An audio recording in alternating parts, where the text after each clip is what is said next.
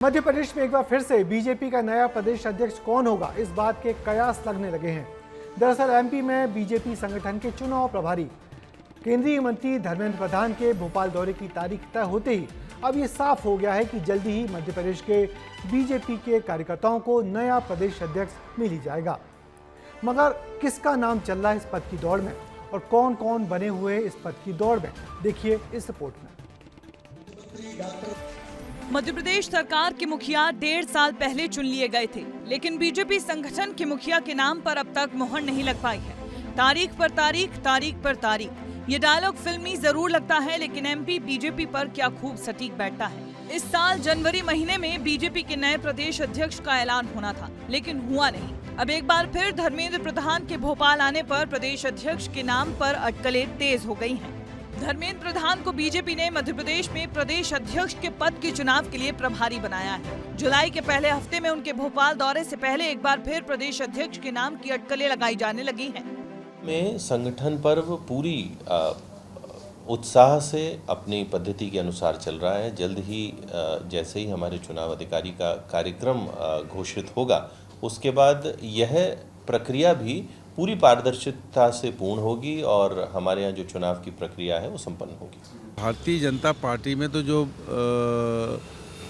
RSS decide कर देती है नाम, और 2 दिल्ली के नेता बड़े वो तय कर देते, वो नाम आता है, पर्ची से आता है। वहाँ तो कोई सुनवाई का चांस ही नहीं, लोकतंत्र नहीं है, प्योर डिक्टेटरशिप है। सियासत से परे सवाल ये है कि आखिर 6 महीने से ये प्रक्रिया क्यों रुकी हुई थी, जरा वो समझे। राष्ट्रीय अध्यक्ष के चुनाव में आरएसएस की अखिल भारतीय प्रतिनिधि सभा की बैठक की वजह से देरी की आशंका जताई जा रही है। फिर कयास लगाए जा रहे थे कि हिंदू नववर्ष में चुनाव होंगे, लेकिन हुए नहीं। इसी बीच पहलगाम आतंकी हमला हुआ, जिसके कारण चुनाव टल गए। अभी जब बीजेपी ने 14 राज्यों में अपने प्रदेश अध्यक्ष के नाम का ऐलान कर दिया है, जबकि राष्ट्रीय अध्यक्ष के चुनाव के लिए 19 राज्यों में संगठन चुनाव की प्रक्रिया पूरी होनी बहुत जरूरी है। जो नाम चल रहे हैं इसमें 2-3 बातें हो सकती हैं। पहला तो जाति का समीकरण ध्यान में रखा जाएगा, क्षेत्रीय समीकरण भी ध्यान में रखा जा सकता है, और किसी महिला को भी बनाया जा सकता है। ऐसी अलग अलग चर्चाएं हैं। तो वो जो प्रदेश अध्यक्ष होगा वो गैर ओबीसी ही होगा, इसकी संभावना ज़्यादा है। मध्य प्रदेश में भी लगातार सत्ता में रहने के कारण पार्टी में दावेदारों की फहरिस्त लंबी है। ऐसे में कुछ नेताओं के नाम इस रेस में आगे हैं। इनमें पहला नाम आता है पूर्व गृह मंत्री नरोत्तम मिश्रा का, जिन्होंने लोकसभा चुनाव के दौरान कई लोगों को बीजेपी में ज्वाइनिंग दिलाई थी। तो वहीं गजेंद्र सिंह पटेल का नाम आता है, जो आदिवासी क्षेत्र में अच्छी पकड़ रखते हैं। इसके अलावा हेमंत खंडेलवाल सीएम की पसंद माने जाते हैं। तो वहीं बीजेपी महिलाओं को प्रमोट करने के लिए लता वानखेड़े या कविता वानखेड़े को भी चुन सकती है, जो 2 बड़े ओबीसी चेहरे भी हैं। चर्चा में नाम तो कई हैं, लेकिन लगातार सत्ता में रहने के कारण बीजेपी के सामने चुनौती अपनी इस गढ़ को मजबूत बनाए रखने की भी है। इसीलिए पार्टी बेहद सोच समझकर फैसला लेना चाहेगी। अब नए प्रदेश अध्यक्ष के ऐलान की चर्चाएं तेज हो गई हैं।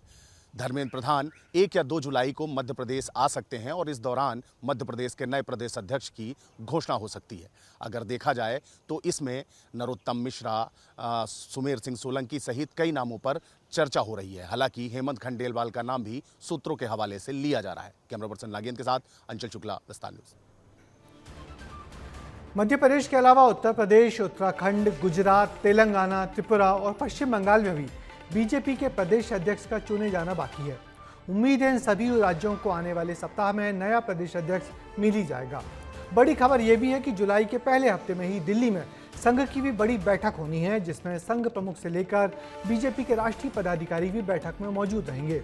उम्मीद है बीजेपी के राष्ट्रीय अध्यक्ष के चुनाव का समय भी इसी दौरान तय हो जाएगा और इसी दरमियान किसी नाम को भी हरी झंडी इसी बैठक में दे दी जाएगी।